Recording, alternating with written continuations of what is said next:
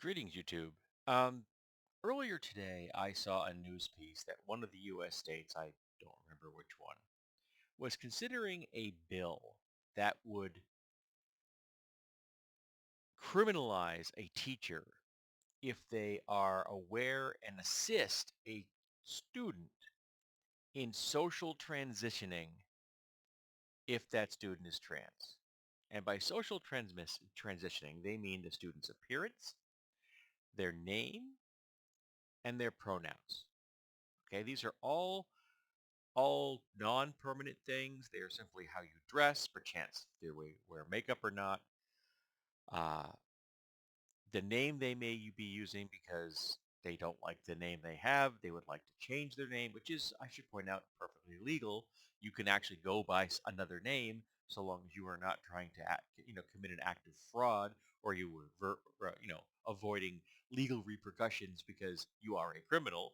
Um, but just a nickname or something that's considered bad on this bill, or if the teacher uses the pronouns that that student wants themselves to be referred to with.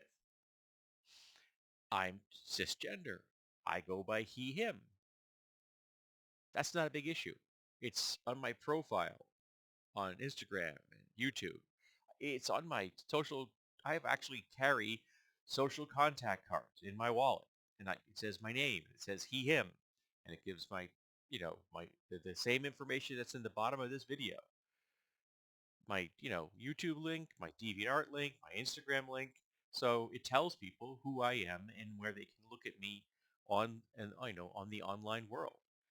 But if a teacher helps a kid to do this,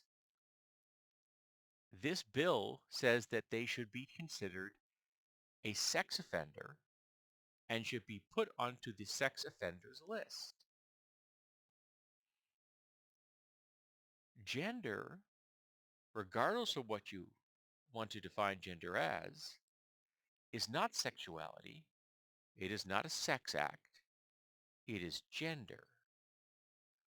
And it seems that conservatives cannot tell them apart. They cannot seem to separate in their minds the difference between gender and sexuality.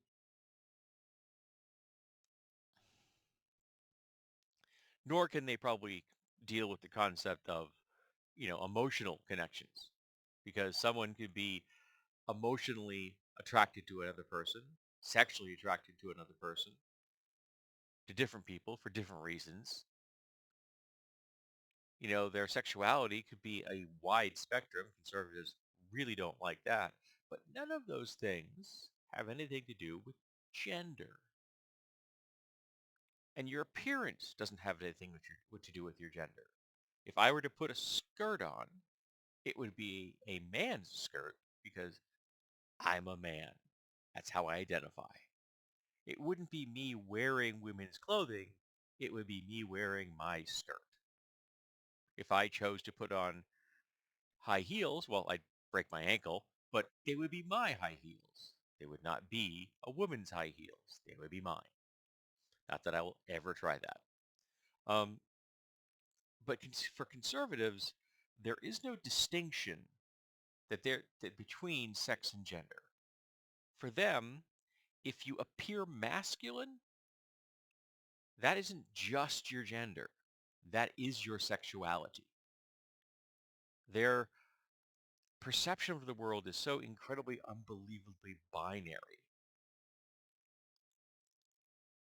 It just makes me think of a very childlike, naive take of what reality is. And even children can easily absorb the fact that people have different names or different ways of being looked at or have different relationships. But conservatives seem to be simultaneously incapable of learning, which is what children are good at. Every child is a scientist. But also looking at the world through those naive childlike eyes. It's like they're taking their third grade understanding of gender and applying it to the entire world, even though they are a grown-ass adult. And it's both baffling and infuriating for me when I see this happen. When I see somebody that thinks sex and gender are the same thing, or someone that says that, there are men and there are women, there's nothing else. I'm like, have you ever talked to an expert about this? Because I can tell you right now, the more information you know about a topic, the broader the topic becomes. When I started out having an interest, in the concept of weaponry, it's what I do for a hobby. My understanding of what those were was really, really tight. But over time, that got broader and broader and broader. Talk to a prison guard; they'll tell you anything can be a weapon. And as I began to study things, whether it was history or science or sociology or whatever, my understanding was like this. And as time went by, I began to realize that the more I learned, the less I know.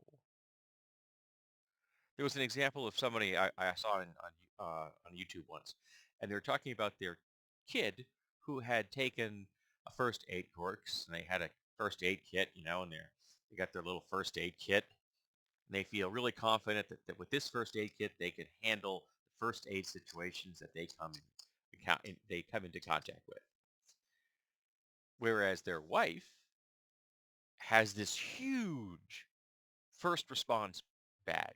It weighs 40 pounds of everything in it that you would need for a first responder in a natural disaster. And their wife has the training for this. They are a registered nurse. They have had first responder training.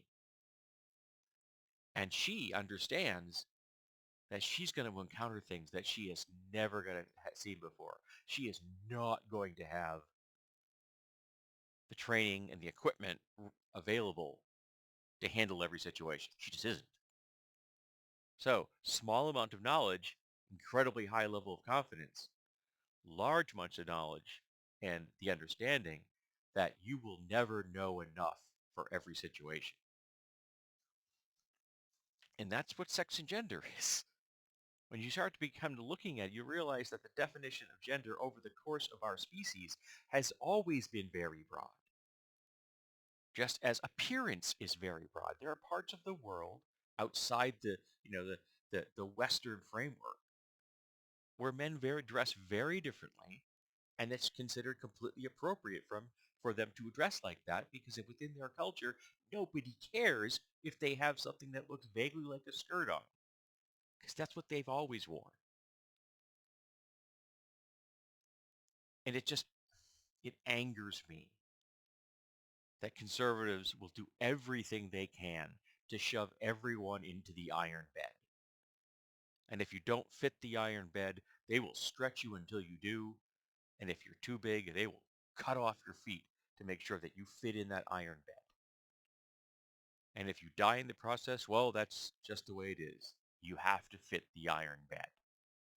And they are willing to apply that to everyone on the planet, come hell or high water, unconcerned of how many lives they ruin. Because for them, that's the only way to look at it. They have little knowledge and great confidence. And they vote. So if you have more knowledge and less confidence and a better understanding that the world is a spectrum on so many axes that it just boggles the mind, you need to vote too.